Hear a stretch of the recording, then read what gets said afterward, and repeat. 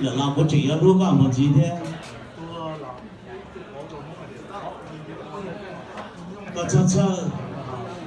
lúc này họ nó bây giờ chỉ tu các anh sẽ họ sẽ là những mối problem họ dòng của sản phẩm đó có vấn đề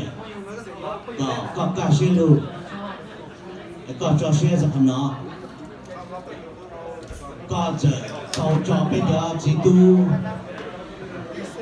nhân sẽ cho họ cho sinh dưới một là thọ có luôn cho bây giờ chỉ tu nhá cả cho sinh xài bóng nhá cả thế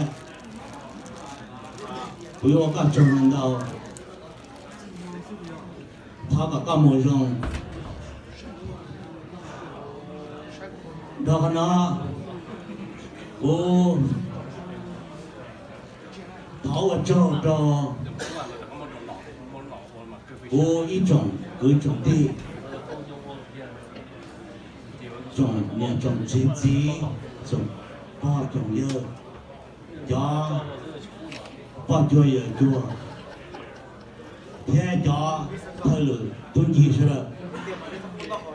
cho tôi cho nhà cho sài cho họ nên sẽ được tôi đây tôi sẽ to nên chỉ kia lên trẻ nên tiền to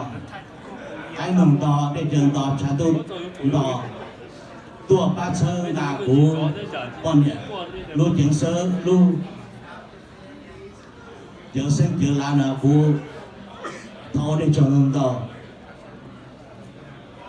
rồi để chỉ khối cho nó để cho nó thao để là gì thế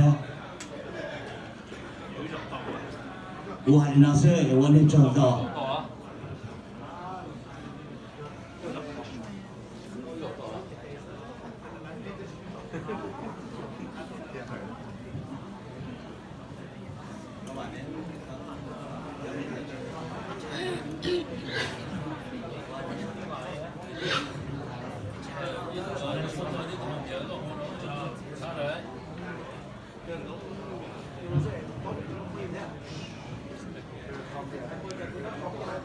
Còn nó đó,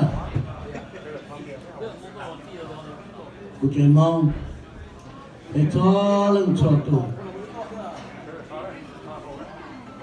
ở bên chỗ tuổi thế nó, ở trong một cái cụ ti, sẵn qua, rồi để cho lưng cao ca, cái này cao tí, họ phải cầu sự mong, còn mà nó cái chỗ tuổi thế nào đó, đi ta có sát thả thế này. Sự thật cao đi cái chuyện nó đó đua thả bên lò đó đều đi lò mà bên thì chỉ tu ở trong chúng bạn lâu